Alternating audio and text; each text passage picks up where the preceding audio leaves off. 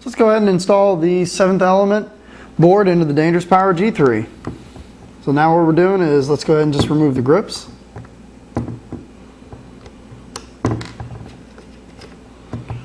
There we go.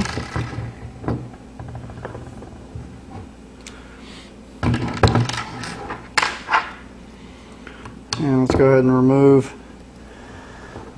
the 3 screws that hold the board in.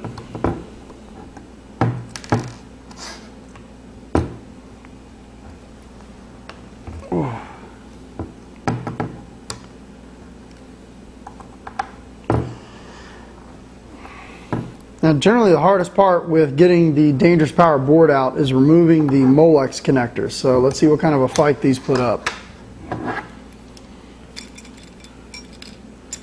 Let's go ahead and just carefully push them out over here.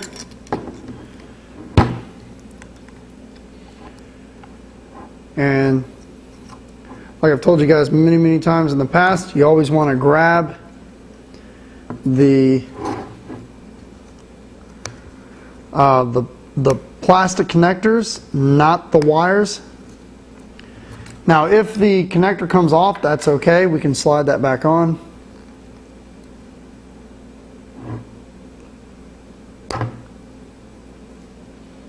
But these little guys are definitely in there really well.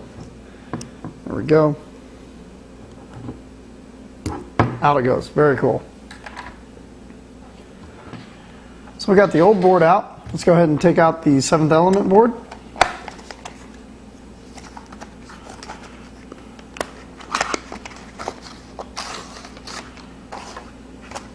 Okay, out it comes.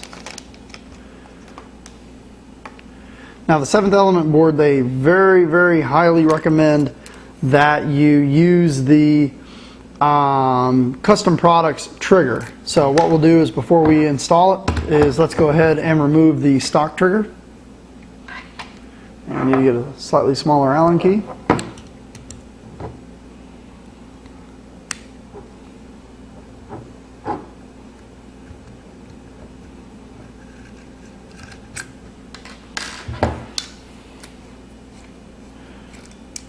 Let's go ahead and just remove the regulator while we're at it.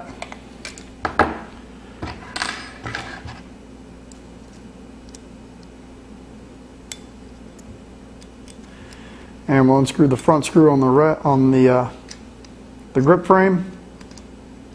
We're basically doing this so we can get the trigger out. Let's go ahead and remove the hook. And then we'll drop the last screw that holds the grip frame on, which is right up here at the top.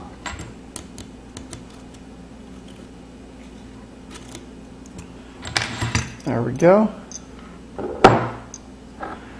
They've already moved the trigger screw, so let's go ahead and just remove this out through the top. Out comes the spring. All set. Now let's grab our custom products trigger. And let's see what we got here. Okay, so now what we're going to do here is we're going to install the custom products trigger. Custom products trigger comes with 4 parts. It has the trigger, 2 spacers, and a locking set screw that goes in through the side of the grip frame.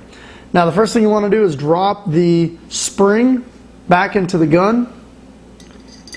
And now what we'll do is we'll just carefully lower the trigger into place. Now once we have the trigger lowered into place, we're just going to watch, look through the hole to where we have the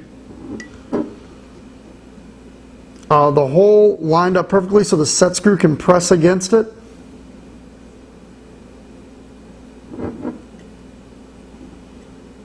It may take a little bit of wiggling.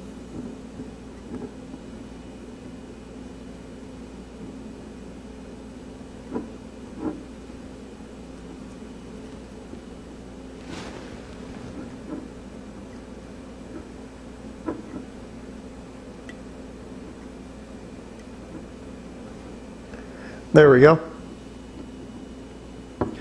And down it goes. There we go. Trigger is in place. There's no side-to-side play on this at all. Now we'll just go ahead and tighten down the trigger a little bit. And we are good to go. Okay, now that we have the trigger installed, let's go ahead and install the 7th element board. Anytime you go to a micro switch on the G3, it's always a little bit of a tight fit. That went in there with no problem at all. Let's go ahead and take our 3 screws.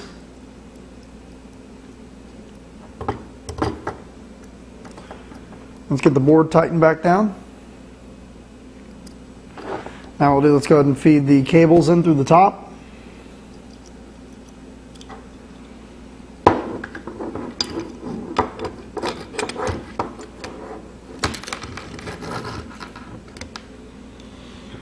And now it's not a bad idea at this point to go ahead and put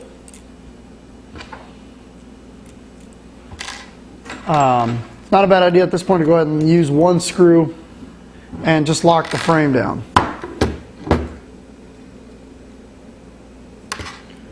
Let's go ahead and put the solenoid wire in.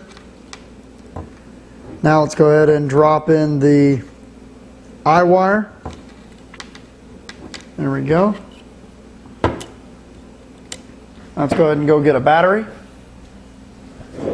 and put the battery, the fresh battery, back in there. Let's go ahead and run the wires back up into the handle.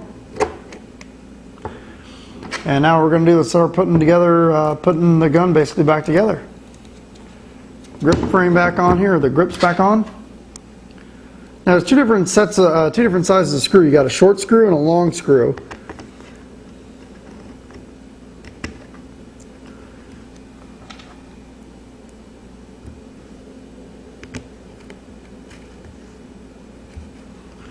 And the short screws go through the grips, the long screws go through the frame. Now obviously before you go ahead and put all this back together again, you always want to make sure that the eyes are working, and so you just want to put your finger in the breech and double check and make sure the eyes are working.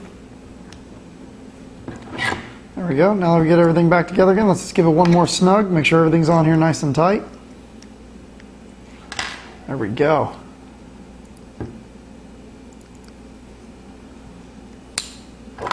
So we'll put our regulator on here, we'll put our hook back on.